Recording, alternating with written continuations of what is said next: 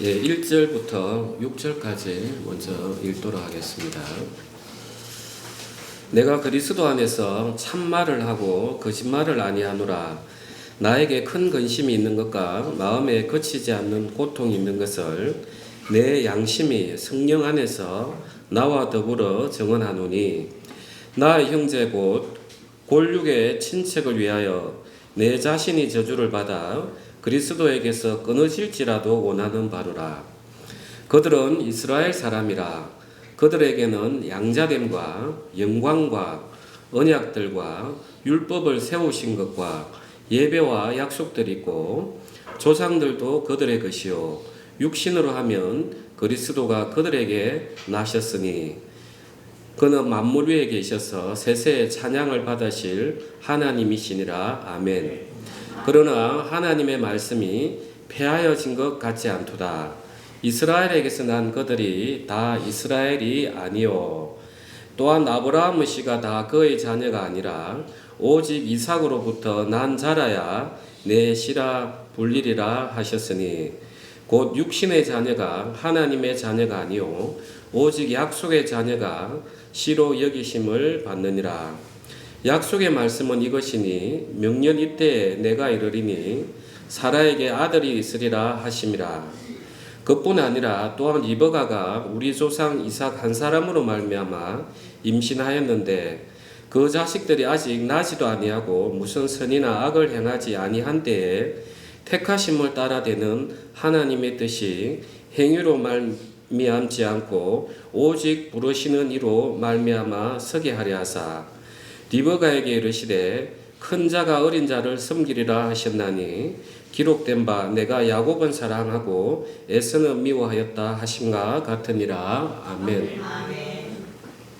예, 우리가 로마서 8장까지 우리가 아주 중요한 부분들을 넘어왔습니다.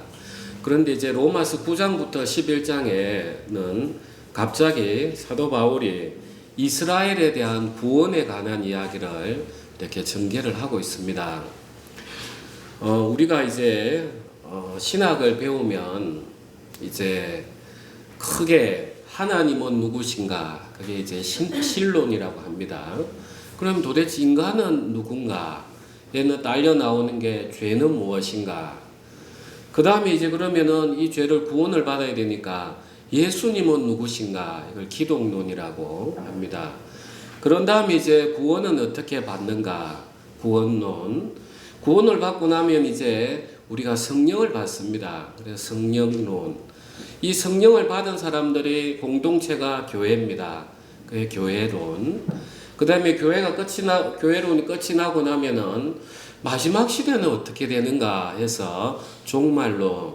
이렇게 이제 딱 순서대로 다루고 있습니다. 그래서 조직신학은 어떻게 보면은 이 신학을 조금 부정적으로 생각하시는 분들이 세상에는 좀 있습니다. 그런데 이제 그것은 정확하게 몰라서 그렇습니다. 우리가 많은 데이터들이 있지만 우리가 성경에도 얼마나 많은 말씀들이 있습니까? 그런데 우리가 데이터를 가지고 평균이 얼마고 표준 편차가 얼마인지 그걸 딱 설명을 해내면은 이게 무슨 걸 설명하는지 그 대상을 설명을 할 수가 있어요. 그런 다음에 앞으로는 어떤 일이 있을 것인가 또 추측도 할 수 있는 그 추론도 할 수 있어요. 우리가 이제 성경을 대해서 이 조직신학을 체계를 잘 가지고 있으면 이 성경의 많은 책들을 내가 그 하나님의 주신 이 틀 안에서 내가 해석을 해낼 수가 있어요. 그래서 모르는 성경을 내가 읽다 하더라도 이는 예수님 안에서는 이렇게 해석이 되겠구나 하면서 내가 거기에 대해서 생각을 받아내고, 또 하나님께서 때로는 성령의 조명하심이라고 합니다. 나도 모르게 성경 말씀들이 탁탁탁 연결이 되게 해서 그 말씀을 풀어주십니다. 그래서 저도 아까 서두에 이야기 드렸듯이 요한복음을 제가 듣고 있는데 지금은 생각하지도 못했던 그런 말씀들이 쭉 나오는 거예요. 그런 것들을 이제 성령의 조명하십니다. 이렇게 이야기하고 있습니다. 그래서 우리가 조직 신학을 잘 하면 이제 이 전부가 같이 한꺼번에 보여집니다. 그러면 이제 오늘 이 지금 바울께서도 왜 갑자기 유대인에 대한 이야기를, 이스라엘에 대한 구원의 이야기를 가지고 오는가 우리가 생각을 할 수가 있어요. 지금 이 로마서는 로마 교인들에게 보내는 편지글이란 말이에요. 그러면 거기에는 이미 구원을 받은 사람들이에요. 이방인 그리스도인과 유대 기독교인, 유대 그리스도인들이 같이 있는 그 교회에 편지를 보내는 거기 때문에, 그런데 갑자기 이제 바울께서는 자기의 친척들, 지금 하나님을 믿지 않는 그 이스라엘을 향하는 그 마음을 기록을 하고 있어요. 왜 이렇게 하고 있는가? 그래서 진짜 사도 바울은 오늘 우리 박병호 형제님이나 우리 또 다 같이 그런 마음을 가지고 있을 겁니다. 진짜 내 사랑하는 가족들, 진짜 우리가 영어로는 지금은 다르지만 한 부모 밑에 나왔으니까 진짜 어린 시절도 같이 지내고 어려운 시절도 지내고, 또 그 부모는 자식들보다 차라리 자식들 아픈 거 보면 내가 먼저 저 자식들을 위해서 대신 아파주고 싶어하는 그런 사랑으로 뭉쳐있단 말이죠. 그러니까 사도 바울은 진짜 예수님을 만나고 나서 보니까 그 친척들이 생각이 날 수밖에 없는 거예요. 그 간절한 마음을 표시를 하면서 이 이스라엘 백성들을 예수님 앞으로 끌고 오고 싶은 마음이 있었던 거예요. 자, 그런 다음에 이제 바울은 이 로마 교회에 있는 이방인들에 대해서도 겸손하라는 메시지를 주시고자 하는 겁니다. 우리가 10장 11장에 가면 이방인들에 대해서 하는 이야기들이 있습니다. 우리는 자칫 잘못하면 나는 구원을 받아서 하나님이 날 택하셔서 이러면은 교만해져요. 오늘날 많은 이단들이 둘이 하나가 안 됩니다. 나오면 거기 안에 있을 때는 뭐 큰 상급이나 받으려고 하는가 해서 조직체로서 뭉치지만 거기에 나오면은 각자 자기 옳은 소견이 있기 때문에 나도 구원받았고 니도 구원받았으면 똑같은데 왜 당신이 날 지배하려 하시오 이러면서 둘이 하나가 안 돼요. 그래서 바울은 그 이방인 그 기독교 그리스도인에게 겸비해라 이걸 이야기하고 싶은 마음이 있어요. 그런 다음에 이 이방인과 유대 구원받은 이스라엘 백성이 나중에는 어떻게 종말론적으로 어떤 일이 일어날 건지 설명을 해줌으로써 진짜 이 로마에 있는 이 교인들이 성경 안에서 하나가 되고 싶어하는 그런 마음을 가지고 이 설교를 하고 있는 것입니다. 그래서 오늘 우리가 이 설교를 여러분 잘 들어보시면은 진짜 하나님이 우리를 향하신 그 계획이 너무나 대단하시구나 하는 걸 우리는 알게 됩니다. 그래서 오늘 9장에서는 하나님이 우리를 택하신 그 예정에 대해서 우리가 집중적으로 우리가 보게 되고, 10장 11장에 가면은 이 마지막으로 종말론적으로는 이게 언제 예수님이 임하시고 저 이스라엘 백성들은 지금 어떻게 되는지 이런 모든 것들을 또 기록하고 있습니다. 그래서 9장, 10장, 11장은 성경 전부를 이해하는데 또 중요한 부분들입니다. 그래서 9장 1절 보면 내가 그리스도 안에서 참말을 하고 거짓말을 아니하노라. 나에게 큰 근심이 있는 것과 마음에 그치지 않는 고통이 있는 것을 내 양심이 성령 안에서 나와 더불어 증언하노니. 우리 3절은 합독하겠습니다. 나의 형제 곧 골육의 친척을 위하여 내 자신이 저주를 받아 그리스도에게서 끊어질지라도 원하는 바로라. 진짜 이 바울은 간절한 마음이에요. 이런 마음을 표현한 게 대표적으로 모세를 통해서 알 수가 있어요.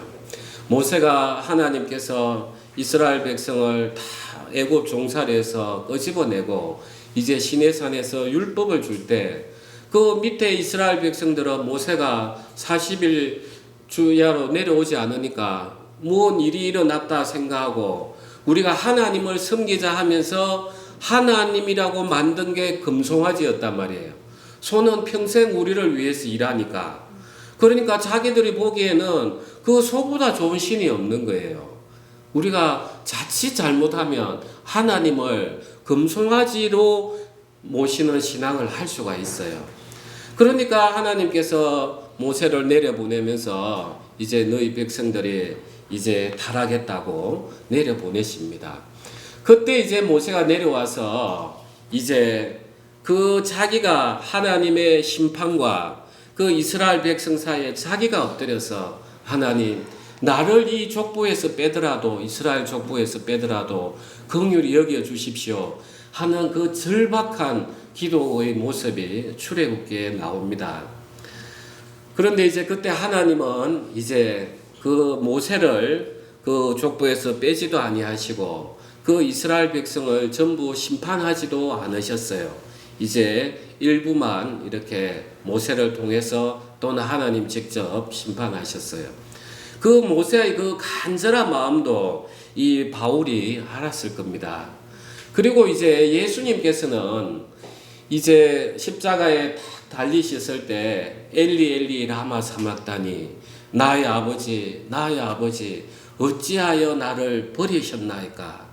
예수님은 이 하나님이 인간을 향한 그 심판과 인간에 대한 그 사랑 사이에 당신이 중보자로 탁 들어서 가지고 진짜 모세는 하나님은 모세에게 인류의 심판을 맡기지 않았어요. 이스라엘의 심판을 맡기지 않았어요. 그런데 하나님은 진짜 예수님에게 인류의 심판을 다 담당을 시켰던 거죠.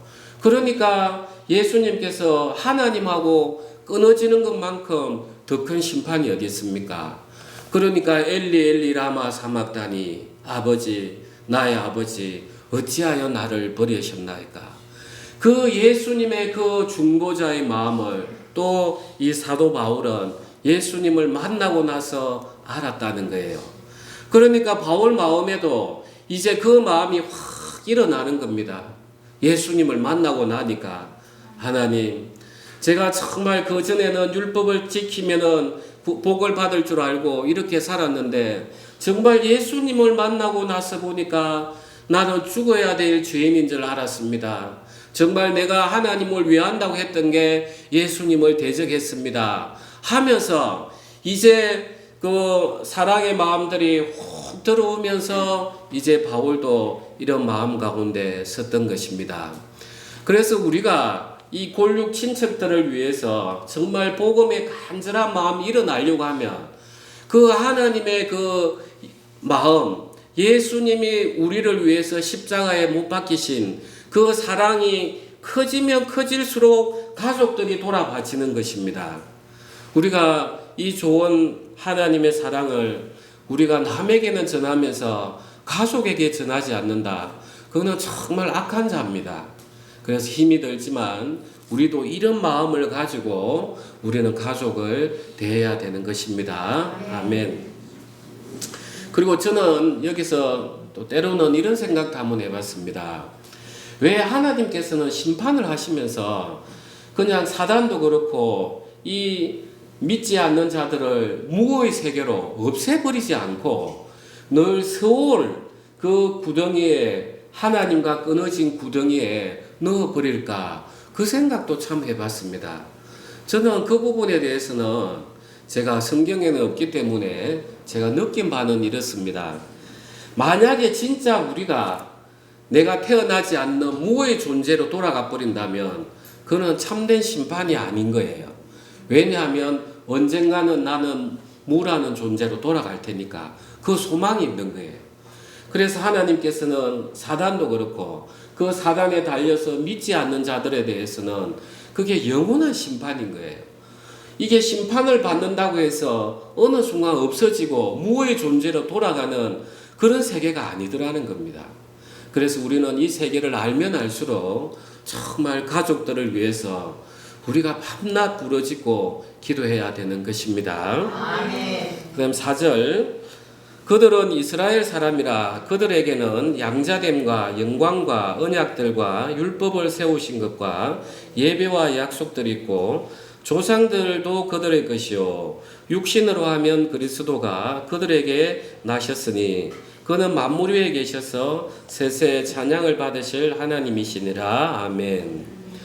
자, 이제 이방인들의 입장에서 한번 봅시다.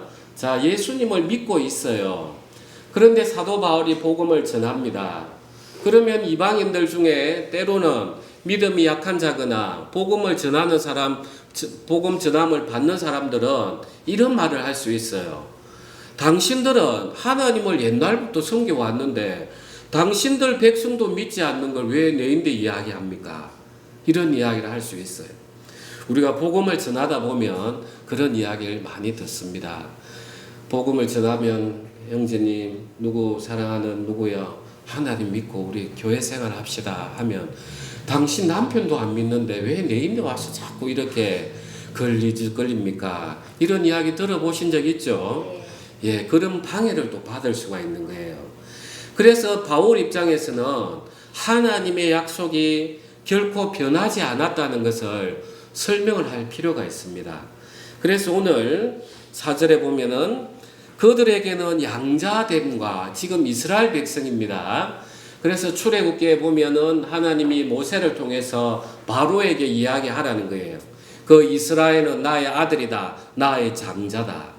그래서 하나님은 그때 이미 이스라엘을 장자로 불렀습니다. 그 다음에 양자됨과 영광과 자 모세가 이제 성막을 하나님이 법궤가 거하시는 성막을 다 짓고 나서 그때 그 성막 해막 위에 구름이 임하고 하나님의 영광이 그 해막이 충천해서 그 모세가 들어가지를 못했단 말이에요. 그래서 진짜 하나님이 함께 계시는구나 하는 그 영광도 이스라엘에게 있었습니다. 그 다음에 언약들, 카버넌터, 베리터 하는 하나님과 인간 사이에 피를 뿌리는 그 약속들, 피로로 맺어진 언약들, 그게 이제 제일 첫 번째가 하나님께서 아브라함을 불렀습니다. 내 씨로 말미암아 천하 만민이 복을 얻을 거다.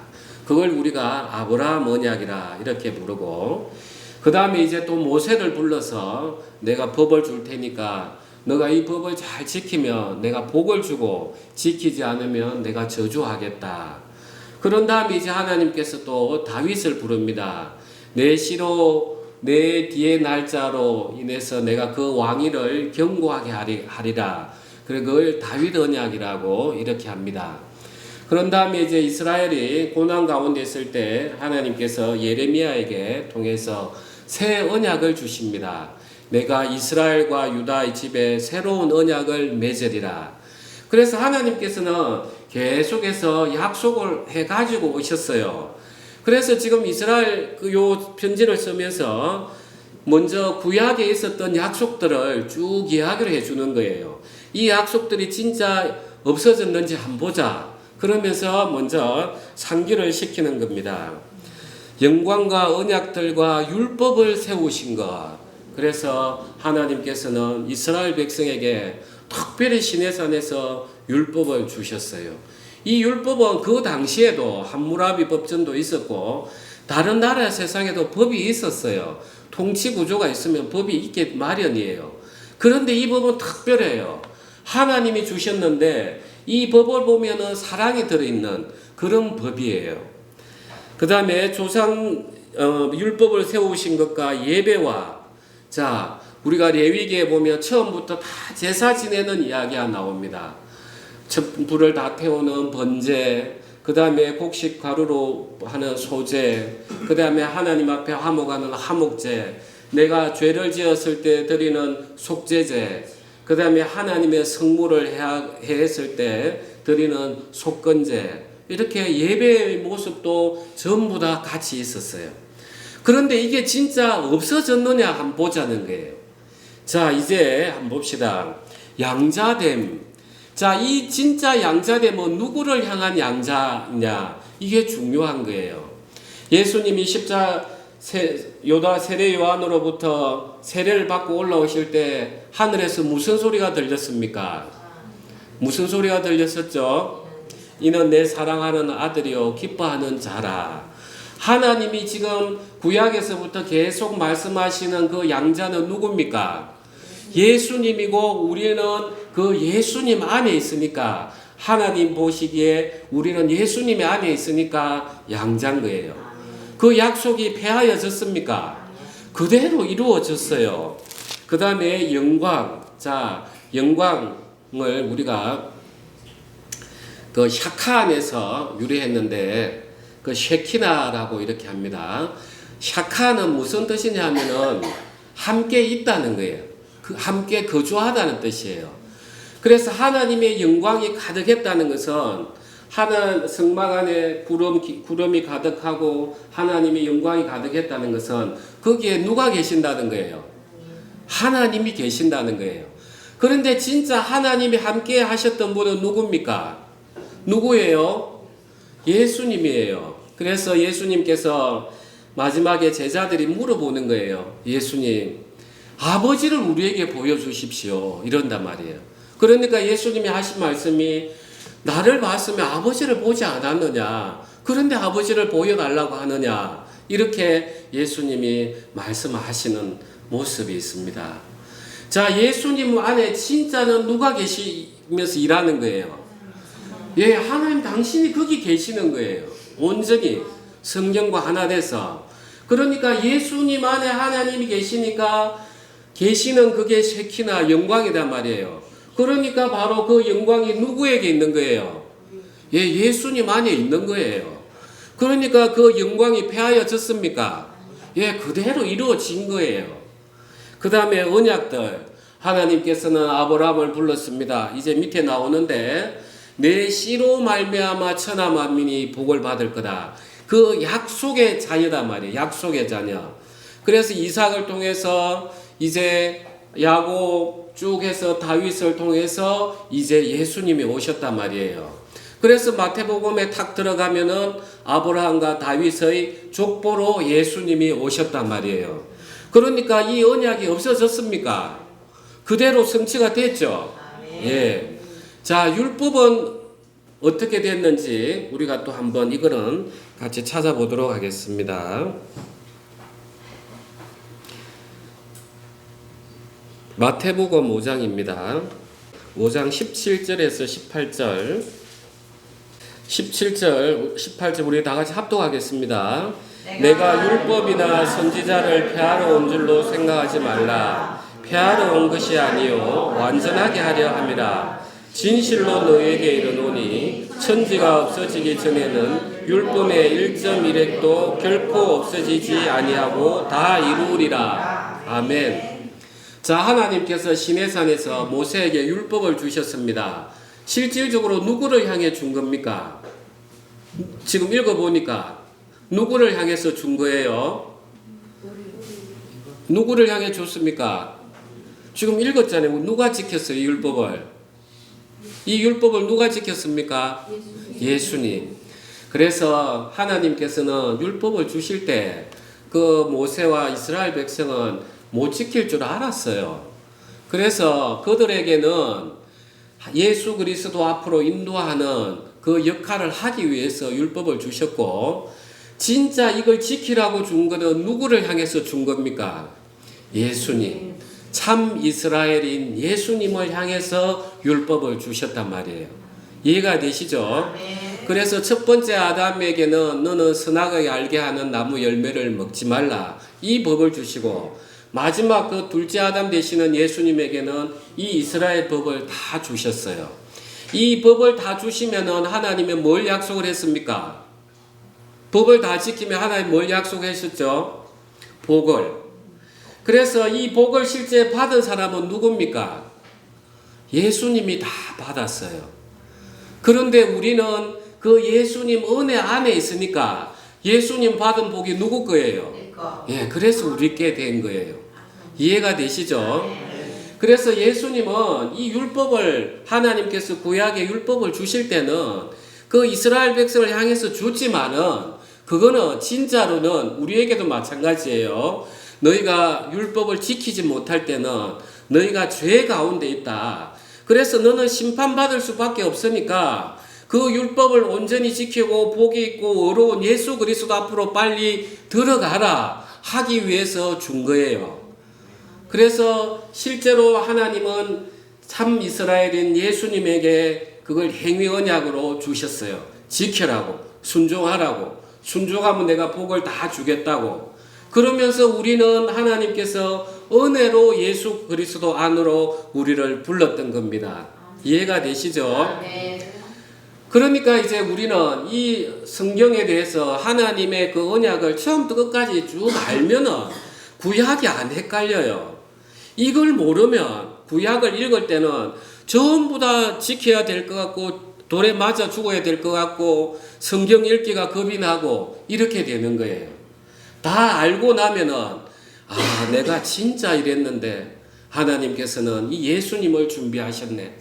정말 내가 이렇게 악한데 이 율법을 보면은 내가 예수님이 받은 복을 내가 받는구나 하면서 우리는 하나님 앞에 더욱더 담대하고 은혜의 보좌로 나아가는 것입니다. 이해가 되시죠?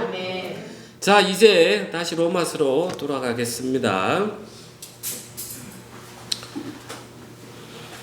4절에 보면 율법을 세우신 것과 예배와 약속들이 있고, 그래서 우리가 히브리서 9장으로 한번 가겠습니다. 신약성경 히브리서 9장 11절하고 15절.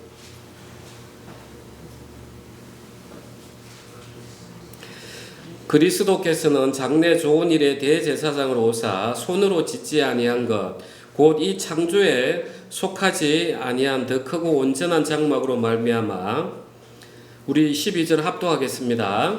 염소와 송아지의 피로 하지 아니하고 오직 자기의 피로 영원한 속죄를 이루사 단번에 성소에 들어가셨느니라. 아멘. 예. 그 다음에는 제가 조금 읽겠습니다.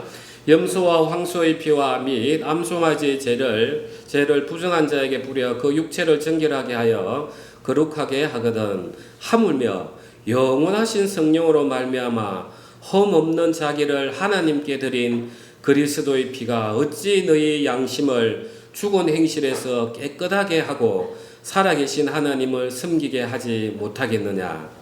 이로 말미암아 그는 새 언약의 중보자시니 이는 첫 언약 때 범한 죄에서 속량하려고 죽으사 부르심을 입은 자로 하여금 영원한 기업의 약속을 얻게 하려 하심이라. 아멘. 자, 구약시대 때 제사 지내는 모습을 계속 보여준 것은 결국은 누구를 가리키려고 보여준 겁니까?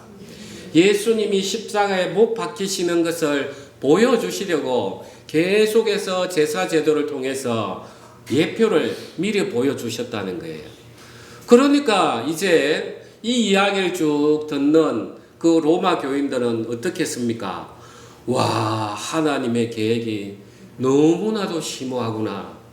우리는 이 구약이 그냥 없어지고 폐하해지고 이스라엘 백성들을 우습게 봤더니 하나님께서는 정말 예수님을 향해서 큰 그림을 가지고 계시는구나. 그리고 하나님은 정말 한 번 말씀하시면 꼭 지키시고 변하지 않으시는 하나님이시구나 하면서 하나님의 약속을 확 붙들겠죠. 이해가 되시죠? 예, 그래서 우리가 언약 신학이 중요하다는 거예요. 이 전체를 보면은 하나님이 우리를 위하신다 하면은 우리가 걱정할 게 있습니까? 없어요. 걱정할 게 없는 거예요. 저도 이제 인생을 살다 보니까 왜 걱정이 없겠습니까? 그런데 이 말씀을 계속 전하고 묵상을 하다 보니까 똑같은 걱정이 오더라도 이제 좀 다른 거예요. 그래, 하나님께서는 모든 게 합력해서 선을 이루시는데 이런 어려움을 허락하시는 데는 뭐 이유가 있을 거야 하면서 그냥 기다려지고 기도로 넘어가지는 거예요. 그러니까 하나님의 약속이 창세 때부터 변함이 없다는 이걸 알면 우리는 정말 큰 믿음 속으로 들어갈 수 있습니다. 다시 로마서 가겠습니다. 9장 5절, 6절, 이제 7절, 이제 8절, 9절, 10절까지가 거의 이제 그렇게 해서 정리가 되는 겁니다. 하나님의 약속은 폐하여진 적이 없다. 그러면서 이제 10절부터 제가 조금 읽겠습니다. 18절까지. 그뿐 아니라 또한 리버가가 우리 조상 이삭 한 사람으로 말미암아 임신하였는데 그 자식들이 아직 나지도 아니하고 무슨 선이나 악을 행하지 아니한 때에 택하심을 따라 되는 하나님의 뜻이 행위로 말미암지 않고 오직 부르시는 이로 말미암아 서게 하려 하사 리버가에게 이르시되 큰 자가 어린 자를 섬기리라 하셨나니 기록된 바 내가 야곱은 사랑하고 에서는 미워하였다 하신과 같으니라. 그런즉 우리가 무슨 말을 하리요? 하나님께 불의가 있느냐? 그럴 수 없느니라. 모세에게 이르시되 내가 긍휼히 여길 자를 긍휼히 여기고 불쌍히 여길 자를 불쌍히 여기리라 하셨으니 그런즉 원하는 자로 말미암음도 아니요 다른 박질하는 자로 말미암음도 아니요 오직 긍휼히 여기시는 하나님으로 말미암음이니라.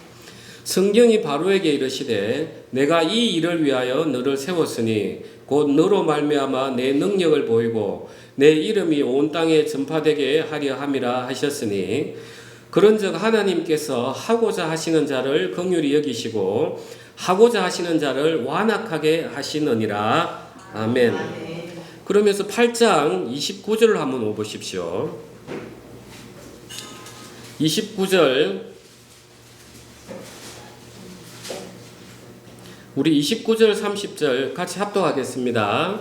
하나님이 미리 아신 자들을 또한 그 아들의 형상을 본받게 하기 위하여 미리 정하셨으니 이는 그로 많은 형제 중에서 맏아들이 되게 하려 하심이니라. 또 미리 정하신 그들을 또한 부르시고 부르신 그들을 또한 의롭다 하시고 의롭다 하신 그들을 또한 영화롭게 하셨느니라. 아멘. 그래서 8장 29절에 보면 하나님이 미리 아신 자 이렇게 되어 있어요. 그래서 헬라어로는 프로에거노라고 해서 그래서 미리 알았다. 영어로는 포뉴 이렇게 사전에 알았다.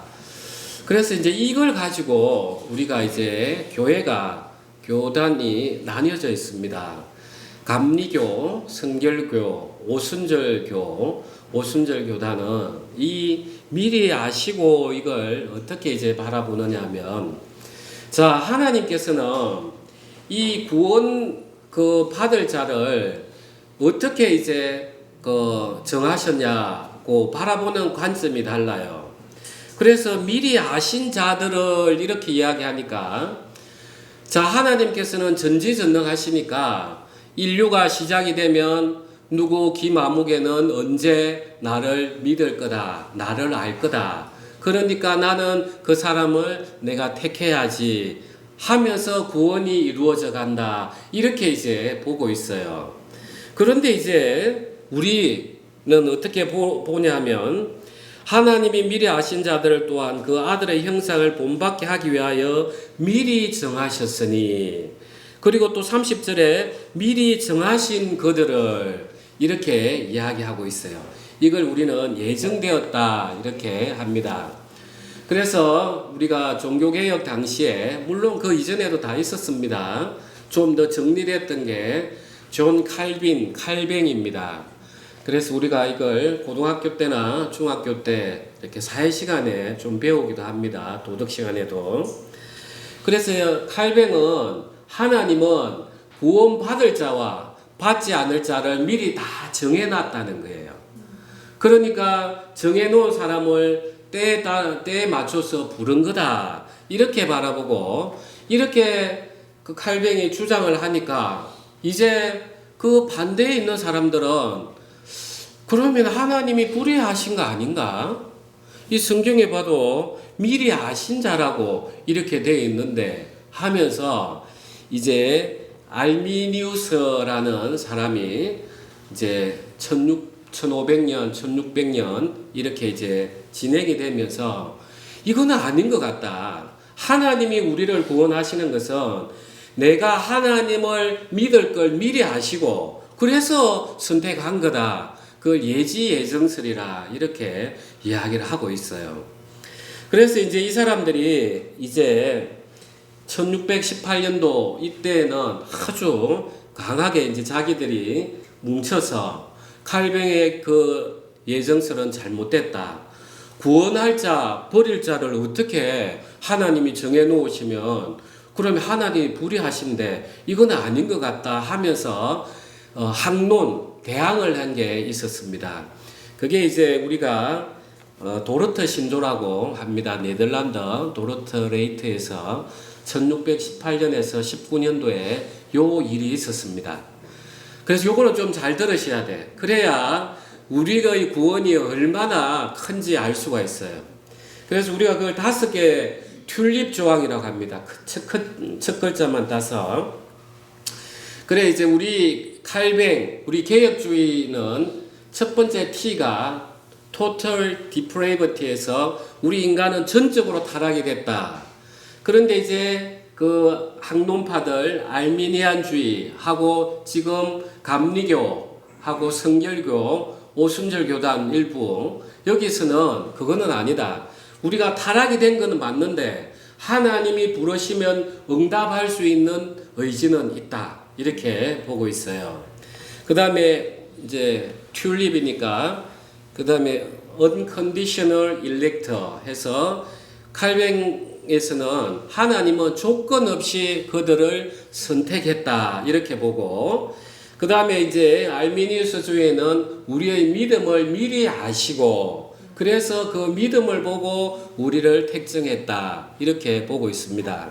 그 다음에 A자입니다. Limited Atonement 해서 칼뱅 입장에서는 예수 그리스도의 보혈은 택정함을 받은 자에게만 능력이 있는 거다. 모든 인류를 위해서 죽은 것은 아니다. 이렇게 보고 있고 알미니안주의는 예수 그리스도는 모든 인류를 위해서 십자가에 달리신 것은 맞다. 그런데 믿는 사람에게만 효력이 미칠 뿐이다. 이렇게 이제 주장하고 있어요. 그 다음에 이제 I니까 irresistible grace 해서 칼뱅에서는 하나님이 택정하시면 내가 아무리 싫어요, 믿지 않을 거에 하더라도 그는 내가 저항할 수 없는 불가항력적인 은혜로 나는 구원을 받게 되어 있다. 이렇게 이야기하고 알미니우스주의는 구원은 내가 응답을 할 수도 있고 나를 거절할 수도 있는 자유가 있다. 이렇게 보고 있습니다. 그 다음에 마지막 P, Perseverance of the Saints 해서 하나님께서는 구원을 택정한 백성들은 무조건 구원시킨다. 끝까지 그 성도들이 인내하게 해서 구원을 받게 한다. 그런데 알미니안주의는 중간에 구원이 떨어질 수 있다. 내가 믿음을 거부할 수 있다. 이렇게 바라보고 있어요. 여러분들이 듣다 보면은 알미니안주의가 더 맞는 것 같죠? 예. 그러니까 그렇게 파가 생기는 거예요. 그래서 여기에서 지금 감리교, 성결교에서는 이 알미니안주의에서 한 걸음 더 나아갑니다. 어떻게 나아가냐 하면은 우리 칼뱅 개혁주의하고 알미니안주의는 인간이 타락이 됐기 때문에 완벽하게 죄 없이는 살 수 없다. 그걸 인정을 하는데 이제 감리교하고 가톨릭하고 이제 성결교 쪽에서는 우리는 완전한 성화에 이룰 수 있다. 그런데 이 완전한 성화는 예수님처럼 사는 그 정도는 아닙니다. 잘못 오해해서 많은 오해들이 있는데 이해를 해서 여기서 말하는 완전한 성화는 정말 내가 사랑 가운데서 내 동기가 이웃을 돕고 정말 내가 고의적으로 죄에 대해서 지려고 하는 그 동기가 없는 그런 성령의 인도함을 받는 그 순수한 상태를 완전한 성화라 이렇게 이야기하고 있습니다. 그래서 이게 이제 그 당시에는 1618년 19년의 도르트 신조에서 칼뱅주의가 옳다고 선포하고 나서 그 알미니안주의를 직을 다 파하고 이단으로 취급을 했습니다. 그런데 이제 시절이 바뀌어가면서 이제 지금은 이단은 아닌데 이 하나님의 작정하심을 잘못 오해하고 있다 해서 지금은 우리가 이단 취급은 하지는 않습니다. 그러면 이제 이거는 성경을 봐야 돼요. 하나님께서 진짜 어떻게 일하시는가를 봐야만 되는 것입니다. 그래서 로마서 9장에 10절 11절을 보면 그뿐 아니라 또한 리브가가 우리 조상 이삭 한 사람으로 말미암아 임신하였는데 그 자식들이 아직 나지도 아니하고 무슨 선이나 악을 행하지 아니한 때에 택하심을 따라 되는 하나님의 뜻이 행위로 말미암지 않고 오직 부르시는 이로 말미암아 서게 하려 하사. 자, 이 이삭이 노년에 이제 리브가와 결혼을 해요. 그런데 리브가가 또 임신이 잘 안 돼가지고 기도하는 중에 하나님께서 리브가에게 이제 쌍둥이를 이제 한 번에 이렇게 주시는 거예요. 그러면서 이 안에서 둘이서 티격태격 싸우니까 이 리브가가 이제 하나님 앞에 기도하는 거예요. 이 둘이 싸우는데 어떻게 할까요? 할 때 이제 하나님께서 이야기하신 게 12절에 리브가에게 이르시되 큰 자가 어린 자를 섬기리라 하셨나니 기록된 바 내가 야곱은 사랑하고 에서는 미워하였다 하심과 같으니라. 자, 이 에서하고 야곱이 리브가에서 출생을 하고 난 다음에 선택을 했습니까? 아니면은 출생하고 그들이 사는 모습을 보고 선택을 했습니까? 예, 출생하기 전에. 그래서 행위로 보지 아니하고 이 이야기가 나오는 거예요. 그래서 알미니안주의를 가면은 우리 인간의 눈으로 보면은 그럴듯해요. 왜냐하면 우리는 인간의 이성을 가지고 사물을 바라보고 있으니까. 그런데 우리가 이야기한 이 개혁주의, 칼뱅주의에 가면은 이 모든 구원의 시작점이 누굽니까? 예, 오직 하나님의 작정하심이 있는 거예요. 그래서 내가 구원을 받아도 내가 자랑할 게 있습니까? 진짜 예수님 하나님 앞에만 가기 때문에 은혜로 달려가요. 그런데 알미니안주의로 탁 가면은 내 의가 있는 거예요. 하나님의 구원은 누구로 말미암아 시작이 되는 겁니까? 나로 말미암아. 내가 믿을 걸 하나님이 아셨기 때문에 나를 선택했다. 그러니까 구원의 시작점이 누구예요? 내라는 거예요. 네. 그래서 내가 시작이 되니까 그 다음에 구원에 대해서 자꾸 불안감이 생기는 거예요. 아, 구원이 떨어질 수 있다 하더라. 내가 신앙생활 잘 못하고 하면은 그 하나님께서는 그 사람들에 대해서는 이제 다시 심판을 할 수 있다. 이래 가니까 자연스럽게 이쪽 교단은 뭘 중시하겠어요? 예, 선한 행동, 사회 활동. 그래서 우리가 가톨릭, 감리교, 성결교, 설교를 들어보시면 선한 행위를 계속해서 이야기를 많이 할 수밖에 없어요. 그래서 그렇습니다. 그러면 우리는 개혁주의에서는 선한 행동을 안 해야 됩니까? 아니에요. 해야 됩니다. 똑같이 해야 돼요. 그런데 우리는 이 선한 행동을 처음 일으키는 주체가 누굽니까? 예, 하나님의 성령이란 말이에요. 내가 정말 아닌 자로 하나님 앞에 내가 이래 죽을 수밖에 없는 자였는데 예수님의 사랑이 성령을 보내주셔서 나를 지금 말씀을 듣게 하시고 깨닫게 하시고 기도하게 하시고 정말 찬양하게 하시네. 내 어려움 가운데도 하나님께서 위로를 주시네. 그 사랑에 힘입어서 우리는 그 이웃을 돕는단 말이에요. 시작점이 다르죠? 예, 달라요. 그래서 우리가 이 개혁주의를 제대로 알아야 되는 거예요. 그 다음에 이제 한편으로 생각하면 요게 있습니다. 자, 칼뱅주의를 따르면 어떤 문제가 생기느냐 하면 그러면 하나님은 인간의 자유의지를 무시하고 그냥 선택을 합니까? 여기에 대해서 의문을 가지는 거예요. 왜냐하면 하나님은 우리 인간하고 사랑을 하고 싶어 한단 말이에요. 사랑을 해야만이 동행을 할 수 있으니까 하나님은 우리에게 바라시는 게 우리를 뭐 섬기고 이런 게 바라는 게 아니에요. 물질을 내고 하나님 부족하신 게 없어요. 하나님은 진짜 예수님을 믿는 그 믿음 가운데 우리와 동행하시길 원하신단 말이에요. 그러니까 우리 인간을 자유로운 상태에서 선택을 해야만이 진짜 동행이 되잖아, 그죠? 그래서 우리는 로봇으로 만들어지지 않았어요. 그러면은 이 선택하고 어떻게 조화가 되는가, 이걸 이제 우리는 봐야 돼요. 자, 실제로 그 리브가가 에서와 야곱을 이제 출산을 합니다. 그런데 이제 야곱이 그 형 에서가 사냥하고 왔을 때 지쳐 있을 때 그 팥죽하고 떡을 냄새로 풍겨가지고 그 장자의 명분을 내인데 파시오 해가지고 자기가 장자의 명분을 샀죠. 그리고 아버지가 눈이 어두워졌을 때 이삭이 자기 어머니 리브가와 합세해가지고 아버지를 속여가지고, 에서는 털이 많은 사람이니까 염소 털을 붙여가지고 아버지인데 가서 아버지 저 에서입니다 복 주십시오. 그러니까 이삭이 아무리 눈이 어두워도 소리는 음성은 에서인데 이런단 말이에요, 그죠? 그런데 소리는 야곱인데 그 털을 만져보니까 이게 에서잖아, 그죠? 그러니까 복을 줬단 말이에요. 야곱이 사기친 거죠. 그래서 야코프가 뜻이 뒷다리를 잡은 자, 사기치는 자, 속이는 자, 이 뜻인 거죠. 그러니까 이 겉으로 보면은 이 야곱은 하나님을 사랑하는 것 같은데 정말 사기친 거죠. 예, 하나님은 사기를 쳐가면서 복을 얻기를 원하시지는 않아요. 그래서 이 야곱에게는 그때부터 인생의 고난이 시작이 되는 거예요.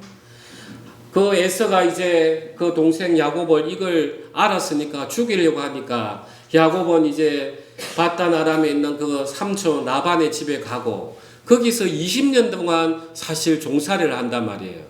그리고 그 예쁜 라헬을 얻으려고 7년을 일을 하고 있는데 첫 밤에 들어온 게 누구였습니까? 그 진짜 레아, 알력이 딸리는 쳐다도 보기 싫은 레아가 들어왔단 말이에요. 자기가 형인데 에서인데 사기친 것처럼 저 라반인데 사기 당하고 있는 거예요. 그래서 20년 동안 그렇게 거의 종살이를 하고 이제 돌아오는데 또 누가 앞에 기다리고 있습니까?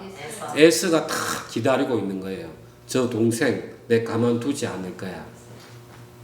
그러니까 하나님께서는 이 인생에 자기가 선택하는 것을 강제하지 않으세요.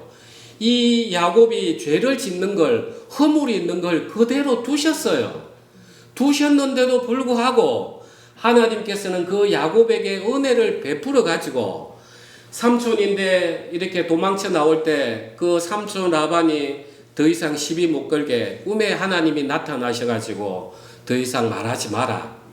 그 다음에 이제 야곱이 이제 형 에서를 만나야 되는데 에서의 꿈에도 나타나고 이 에서가 야복강을 건너기 전에 하나님 앞에 얼마나 기도를 했습니까?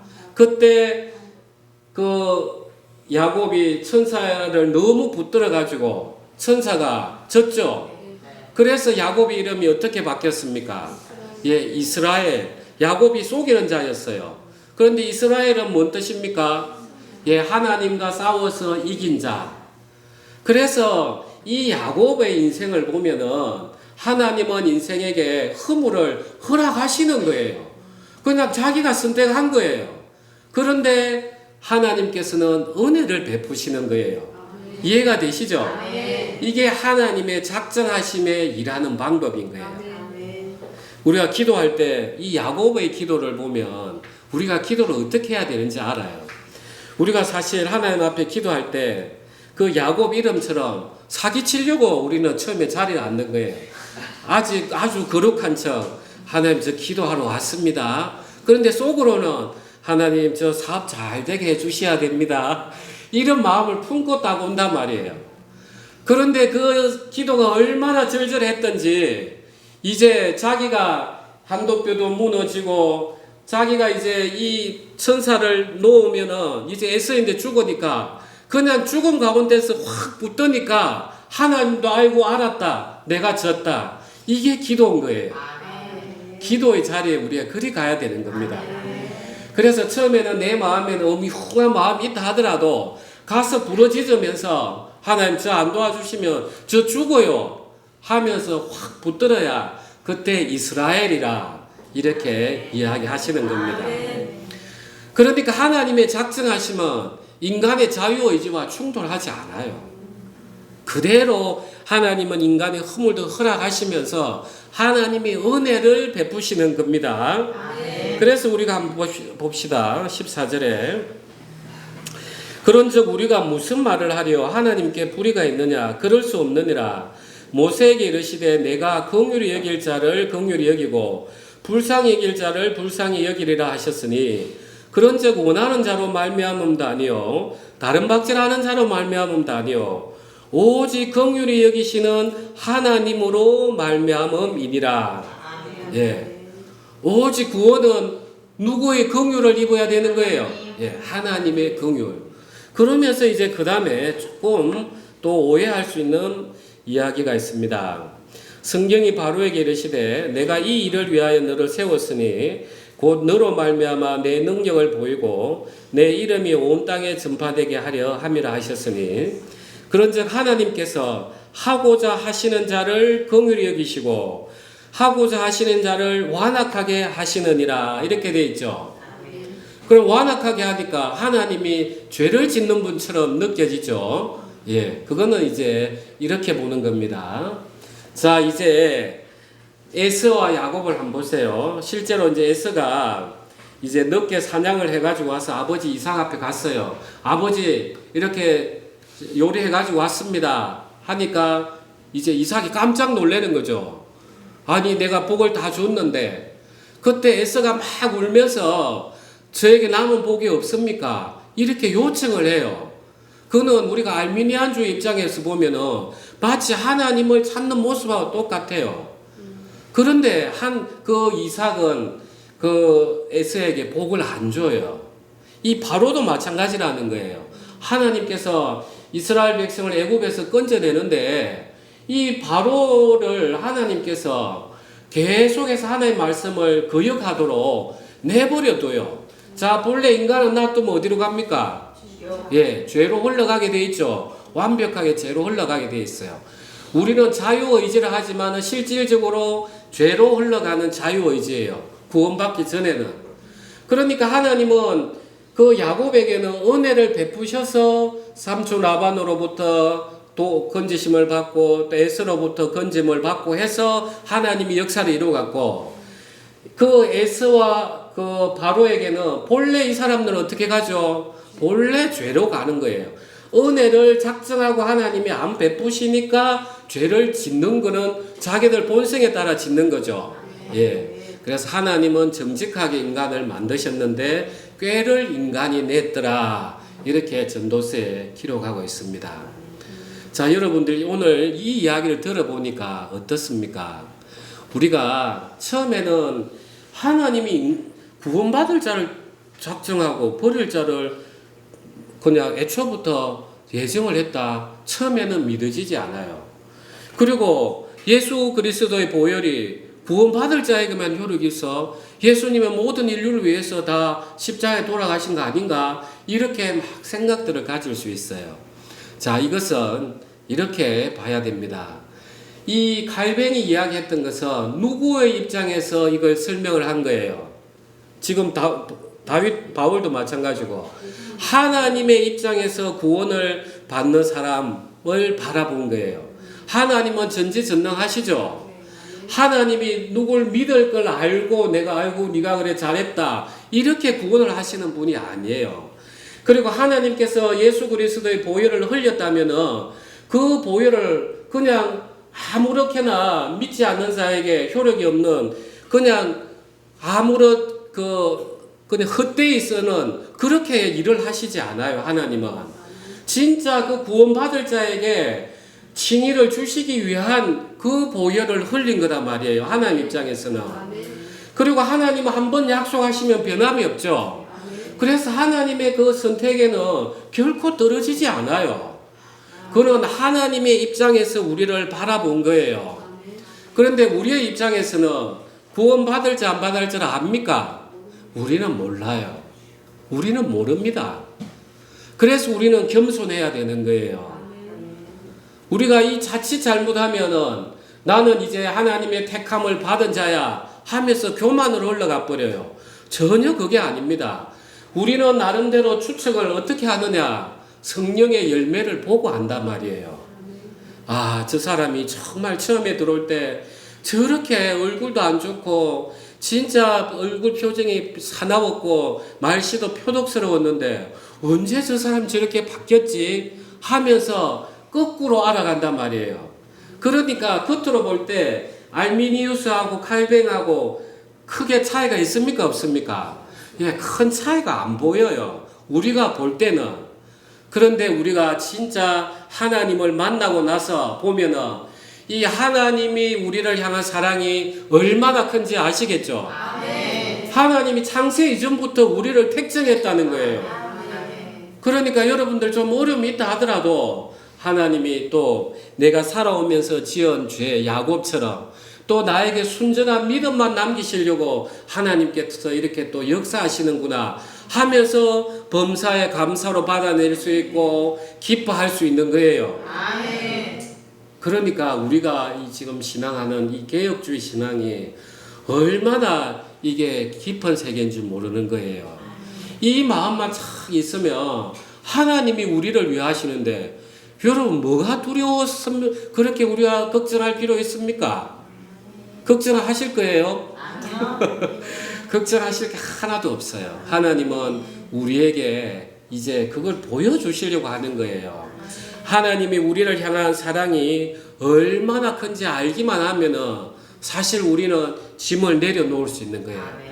어려움이 오더라도 하나님이 이 모든 것들 합력해서 선을 이루어 주실 거야 하면서 믿음으로 갈 수 있는 것입니다.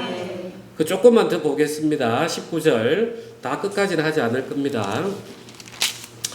19절 혹 내가 내게 말하기를 그러면 하나님이 어찌하여 허물하시느냐 누가 그 뜻을 대적하느냐 하리니 이 사람아 내가 누구이에 감히 하나님께 반문하느냐 지음을 받은 물건이 지은 자에게 어찌 나를 이같이 만들었느냐 말하겠느냐 토기장이가 진흙 한 덩이로 하나는 귀 있을 그릇을 하나는 천 있을 그릇을 만들 권한이 없느냐 만일 하나님이 그의 진노를 보이시고 그의 능력을 알게 하고자 하사 멸하기로 준비된 진노의 그릇을 오래 참으시고 관용하시고 또한 영광 받기로 예비하신 바 긍휼의 그릇에 대하여 그 영광의 풍성함을 알게 하고자 하셨을지라도 무슨 말을 하리요?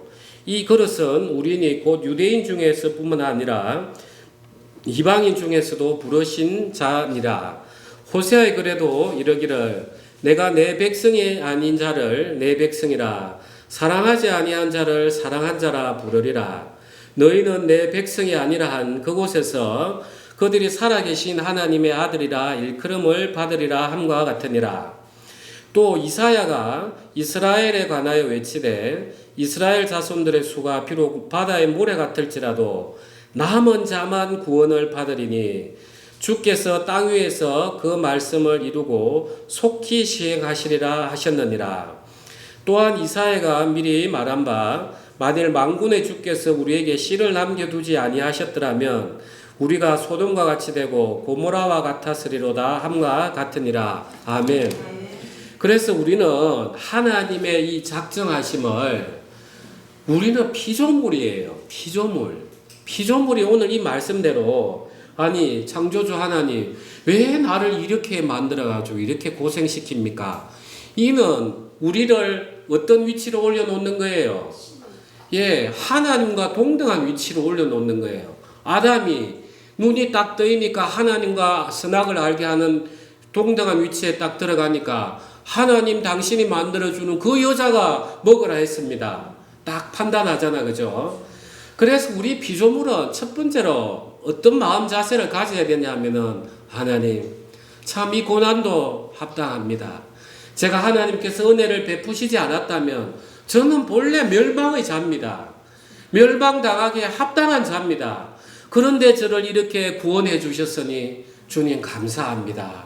주님께 영광을 돌립니다. 우리는 이 자세로 돌아서야만이 진짜 믿음으로 들어갈 수 있는 거예요. 아멘 되시죠? 아멘. 그래서 우리는 이 하나님의 작정하심을 정말 깊이 생각을 해야 됩니다. 그래서 에베소서 1장 한 절만 읽고 오늘 정리하도록 하겠습니다. 신약 성경 1장 3절에서 6절입니다. 제가 가진 성경은 신약 성경 310페이지입니다. 에베소서 1장 3절에서 6절입니다.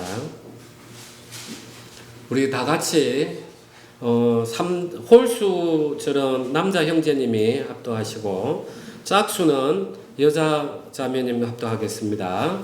찬송하리로다. 하나님 곧 우리 주 예수 그리스도의 아버지께서 그리스도 안에서 하늘에 속한 모든 신령한 복을 우리에게 주시되 곧 창세전에 그리스도 안에서 우리를 택하사 우리로 사랑 안에서 그 앞에 거룩하고 흠이 없게 하시려고 그 기쁘신 뜻대로 우리를 예정하사 예수 그리스도로 말미암아 자기의 아들들이 되게 하셨으니 이는 그가 사랑하는 자 안에서 우리에게 거저 주시는 바 그의 은혜의 영광을 찬송하게 하려는 것이라. 아멘. 그래서 우리가 이 개혁주의 하나님의 작정하심을 알면은 우리는 하나님을 사랑할 수밖에 없고 하나님의 사랑에 우리는 그 은혜로 충만할 수밖에 없고 하나님의 영광을 돌릴 수밖에 없는 것입니다.